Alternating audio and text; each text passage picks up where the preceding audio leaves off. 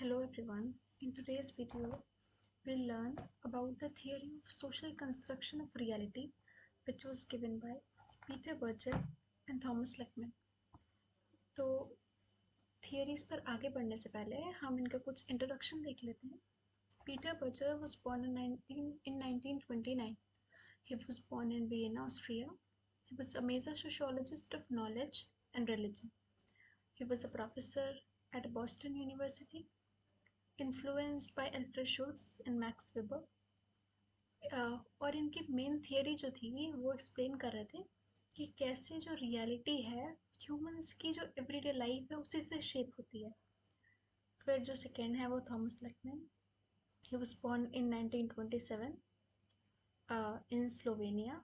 He was a student of Alfred Schutz, studied at the University of Constance, Germany, and इनकी main theory है कि कैसे day day to day interaction और जो language है वो रियलिटी को शेप करता है.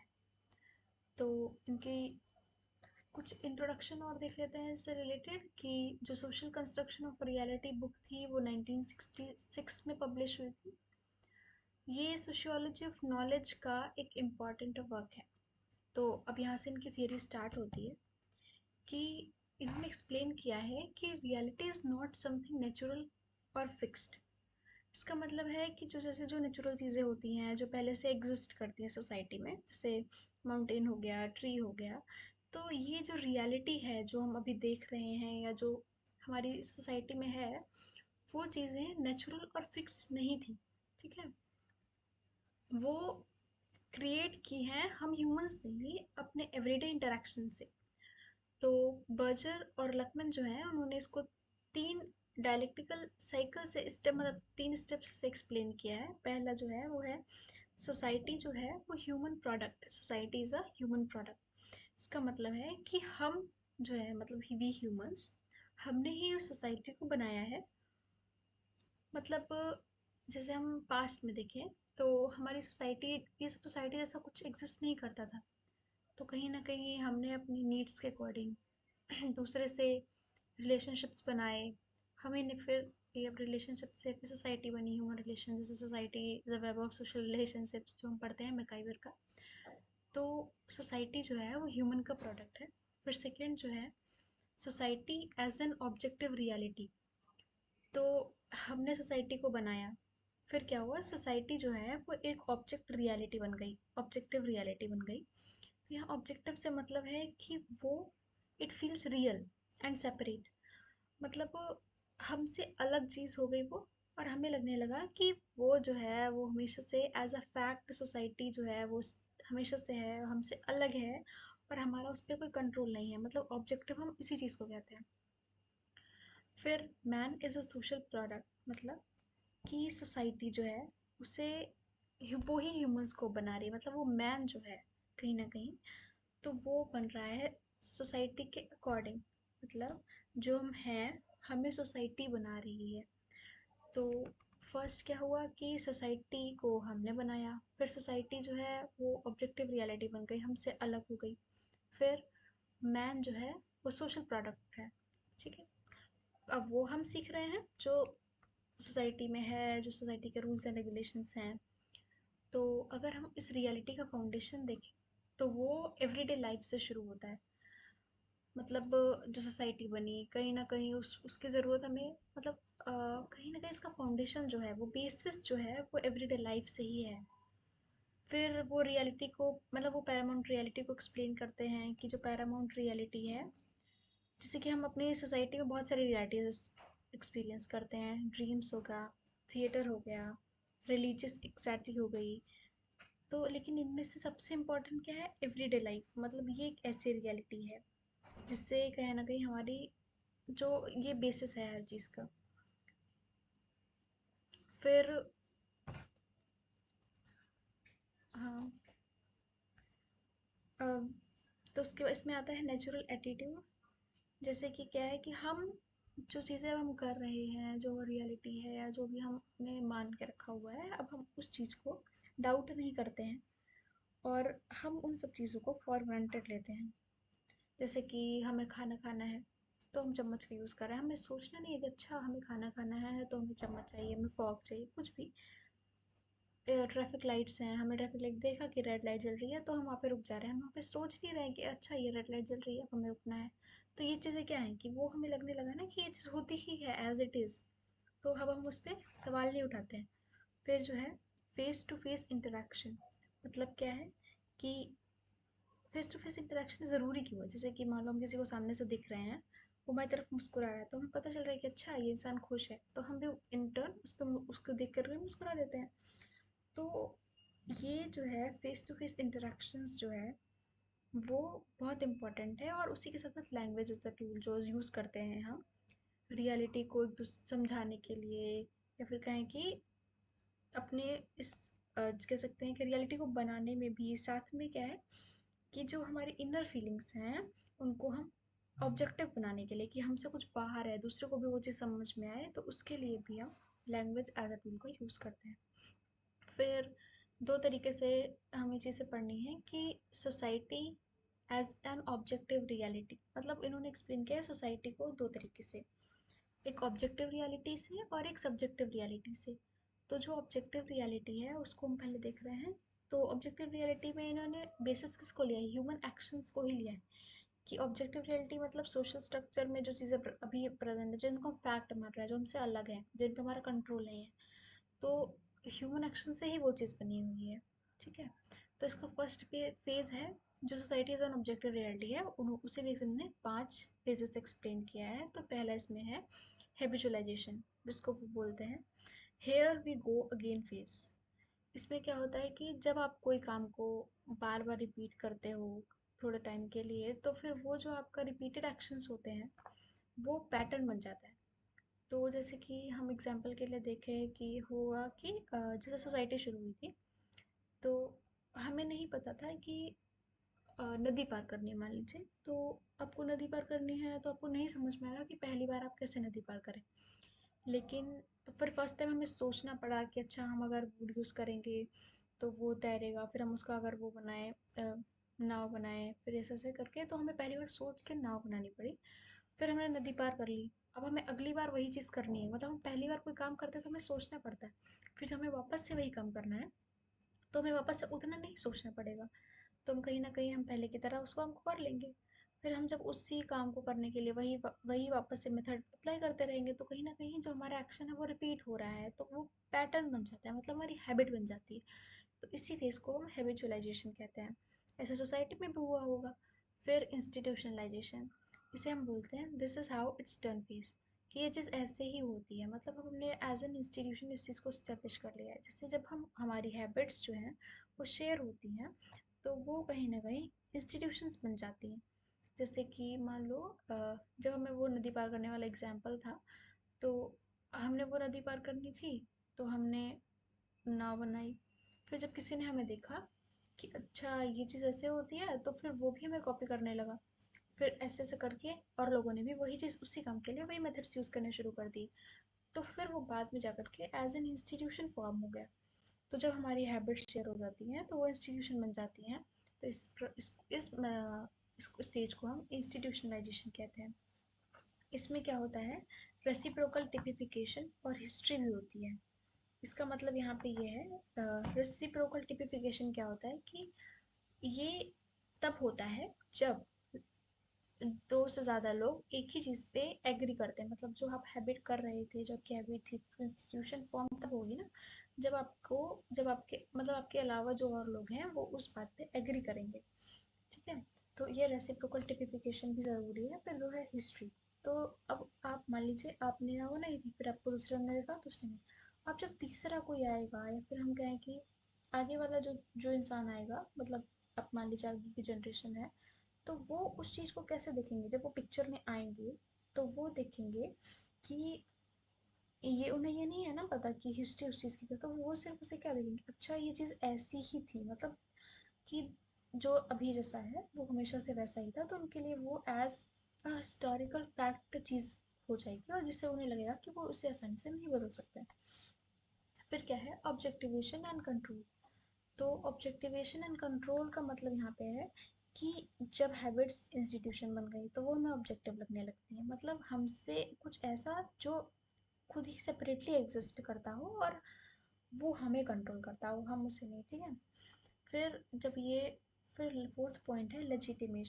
लेजिटिमेट में हमें क्या होता है कि हम रीजंस को एक्सप्लेन करते हैं कि वो चीज़ हम क्यों कर रहे हैं। जैसे कि आप पहले से कुछ करते हुए आ रहे हो, तो अब आगे वाले लोगों को आपको अगर वही चीज़ फॉलो करवानी है तो आप उन्हें कहीं ना कहीं उस पर लेजिटिमेट रीजंस देते हो कि अच्छा ये चीज़ तुम्हें इसलिए करनी है, ये चीज़ तुम्हें इसलिए करनी है, ठीक है। जैसे कि चोरी करना बुरी बात है, या फिर हम कहीं ना कहीं उसमें प्रोवर्ब्स थियरीज ये सब देने लगते हैं, मतलब हम उन चीज़ को राइट प्रूव करने लगते हैं उस चीज़ को। तो फॉरगेटिंग फेज, वेरिफिकेशन में फॉरगेटिंग फेज है, इसका मतलब है कि ह्यूमंस ही भूल गए हैं कि उन्होंने ही सोसाइटी को बनाया था। हम सोचने लगते हैं कि जो सोशल थिंग्स हैं वो नेचर के लॉज हैं। जैसे कि कुछ भी आप सोचिए कि वो आपको लगेगा ना कि लॉ, ये चीज़ ऐसे हो रही है तो हमेशा से ये ऐसे ही होती आई है, या फिर नेचर ने ही इसको ऐसे बनाया हुआ है। तो जैसे कि हम ग्रेविटी को लेते हैं ना, वैसे ही हम और चीज़ों सोसाइटी में जो और चीज़ें हैं उनको भी हम वैसे लेते हैं कि अच्छा ये चीज़ होती है हमेशा, मतलब हमारा इस पर कोई भी कंट्रोल नहीं है। तो हम पहले इसमें क्या होता है, अब हम इनको एक बार अगर वापस से देखें तो ऑब्जेक्टिव रियलिटी कैसे बन रही है, मतलब सोसाइटी जो वो हमें अपने से अलग कैसे फील हो रही है। वो शुरू हुआ था ह्यूमन एक्शन से ही। तो उसका फर्स्ट स्टेप हैबिचुअलाइजेशन था, जहाँ पे हमने कोई काम किया वो बार बार हमने वैसे ही किया तो वो पैटर्न बन गया। फिर इंस्टीट्यूशनलाइजेशन हुआ, मतलब कि जब हमारे हमने अपने उन हैबिट्स को शेयर किया तो और लोगों ने भी वैसे ही फॉलो किया, और फिर वो लोग एक से ज़्यादा लोग उस पर एग्री करते हैं तो वो इंस्टीट्यूशन बन जाता है। फिर हमसे आगे आने वाले लोग उसको एज एन इंस्टीट्यूशन देखते हैं और एज अ हिस्टोरिकल फैक्ट देखते हैं। फिर ऑब्जेक्टिवेशन और कंट्रोल है, मतलब कि वो चीज़ हमसे अलग हो जाती है और फिर हमें ऐसा लगता है कि हमारा उस पर कोई कंट्रोल नहीं है, इवन वो चीज़ हमें कंट्रोल कर रही है। फिर जो है लेजिटिमाइजेशन है, इसमें हम उस चीज़ को दूसरे लोगों से फॉलो करवाने के लिए उसे उसके लिए एक्सप्लिसिट रूल्स और लॉज को एक्सप्लेन करते हैं, जिसमें हम उन्हें एक्सप्लेन करते हैं कि हमें चीज़ क्यों करनी चाहिए। फिर जो फिफ्थ पॉइंट है उसमें हम एक्सप्लेन कर रहे हैं रिफिकेशन को, जिसमें क्या है कि फॉरगेटिंग फेज है, मतलब ह्यूमंस ने ही सोसाइटी को बनाया और फिर वो खुद भूल गए कि हमने ही सोसाइटी को बनाया था। फिर उसके बाद है society as a subjective reality, तो उसमें एन ही अ होगा, society as a subjective reality. तो सोसाइटी जो है वो सब्जेक्टिव रियलिटी कैसे बनती है कि थ्रू इंटरनलाइजेशन। मतलब इंटरनलाइजेशन क्या होता है, इंटरनलाइजेशन जो है वो एक ऐसी प्रोसेस है जिससे हम ऑब्जेक्टिव वर्ल्ड को इंटरप्रेट करते हैं, उसको अपने अकॉर्डिंग मीनिंग्स देने के लिए, ठीक है। तो इसमें मतलब मेनली क्या है कि हम अपनी जो चीज़ें हैं सोसाइटी में, जो चीज़ें हैं वो हम कैसे सीख रहे हैं सोशलाइजेशन। तो हम सोशलाइजेशन में हम कॉन्सेप्ट पढ़ते रहते हैं कि सोशलाइजेशन एक ऐसी प्रोसेस है जिससे हम सोसाइटी के रूल्स नॉर्म्स को सीखते हैं। तो सोशलाइजेशन से ही जो है वो इंडिविजुअल कंसेंसस, जो मतलब सोसाइटी जो है वो इंडिविजुअल कंसेंसस का पार्ट बनता है, ठीक है। अ, तो सोशलाइजेशन के उन्होंने टाइप्स बताए हैं, primary socialisation, secondary socialisation. Primary क्या है कि जो हम अपने चाइल्डहुड में सीखते हैं, जिसमें हम अपने नियर जो भी लोग रहते हैं उनसे सीखते हैं, क्लोज, जैसे कि फैमिली हो गया, ठीक है। इसमें हमारा कहीं ना कहीं हम इसमें अपने पेरेंट्स के वर्ल्ड को ही अपना वर्ल्ड समझते हैं। इसमें हम कह सकते हैं कि हमारे इमोशनल अटैचमेंट ज़्यादा होता है। इसमें हम जनरलाइज्ड अदर को ही देखते हैं, ठीक है। वो सोसाइटी को जैसे कि सोसाइटी के रूल्स और नॉर्म्स को ही हम सीखते हैं, ठीक है। जैसे कि फिर हो गया सेकेंडरी सोशलाइजेशन। सेकेंडरी सोशलाइजेशन जो है उसमें हम उस पर कुछ स्पेसिफिक रोल्स को देखते हैं, इसमें हम बाद मतलब कहीं ना कहीं फैमिली से जब बाहर जाते हैं, जैसे स्कूल हो गया, रिलीजन हो गया, वर्क प्लेस, मीडिया, ये सब हम सेकेंडरी सोशलाइजेशन में रखेंगे। जैसे हम स्कूल में डिसिप्लिन सीखते हैं, नेशनलिज्म सीखते हैं बाहर जाके कि हमें अपने नेशनल एंथम पे खड़ा होना है, तो ये सब चीज़ें हम बाहर सीखते हैं, ठीक है। वर्क प्लेस में हम पंक्चुअलिटी सीखते हैं, एक हायरार्की जो होती है वो उसके बारे में पता लगता है कि हाँ एक हायरार्की भी होती है। रिलीजन से हम मोरल बिहेवियर सीखते हैं। इसमें एग्जांपल हम ले सकते हैं कि जो चिल्ड्रन हैं दे आर टॉट कि हाँ हमें to touch the elders feet, कि अगर हमें किसी की रिस्पेक्ट करनी है तो वो हम दूसरे का पैर छूते हैं। तो ये चीज़ें हम जो फॉलो करते हैं इसमें हम क्वेश्चन नहीं करते अच्छा ऐसा क्यों होता है। फिर जैसे हो गया जेंडर रोल्स हो गया, तो ये सब चीज़ें जेंडर रोल्स के बारे में भी हम सोशलाइजेशन से ही सीखते हैं कि हाँ लड़का है तो वो ऐसे करेगा, लड़की है तो ऐसे करेगी, बॉयज स्ट्रांग होते हैं, गर्ल्स कैरिंग होती हैं। तो ये जो सब वैल्यूज़ हैं जो सोसाइटी में एग्जिस्ट कर रही हैं वो चीज़ें भी हम सीखते जा रहे हैं। देखिए जो हम एक पॉइंट बताए थे ना कि पहले क्या था कि सोसाइटी को हमने बनाया था, फिर सोसाइटी ऑब्जेक्टिव रियलिटी बन जाती है, फिर तीसरा क्या था कि हम वो सीख रहे हैं जो सोसाइटी है में एग्जिस्ट कर रहा है, जो चीज़ें हैं जो सोसाइटी के नॉर्म्स हैं रूल्स हैं, जो वो चीज़ें हम सीख रहे हैं, तो वो चीज़ें ही हम इंटरनलाइजेशन और सोशलाइजेशन से ही सीख रहे हैं। तो ये सब्जेक्टिव रियलिटी को एक्सप्लेन कर रहा है। फिर जो है वो एक्सप्लेन करते हैं the 3 stage process of social construction. इसमें क्या है कि इन्होंने एक्सप्लेन किया है एक्सटर्नलाइजेशन, ऑब्जेक्टिफिकेशन, ऑब्जेक्टिवेशन है शायद, और इंटरनलाइजेशन। तो एक्सटर्नलाइजेशन क्या है कि सोशल रियलिटी का बनना है, कैसे बन रही है सोशल रियलिटी, वो हमसे अलग कैसे हो रही है। फिर ऑब्जेक्टिफिकेशन में वही है कि रियलिटी हमसे अलग हो जा रही है, हमें इंडिपेंडेंट लग रही है और रियल लग रही है। फिर है इंटरनलाइजेशन कि अब वो रियलिटी जो हमें अलग लग रही है वो हमारे ह्यूमन माइंड में कैसे आ रही है, मतलब हम उस चीज़ को कैसे सीख रहे हैं। तो ये 3 स्टेज प्रोसेस है सोशल कंस्ट्रक्शन का according to Berger and Luckmann. ठीक है, एक्सटर्नलाइजेशन, ऑब्जेक्टिवेशन और इंटरनलाइजेशन। फिर इसका कंक्लूजन हम देख लेते हो कि central idea of the social construction of reality is that what we think of as a real in society isn't simply given by nature।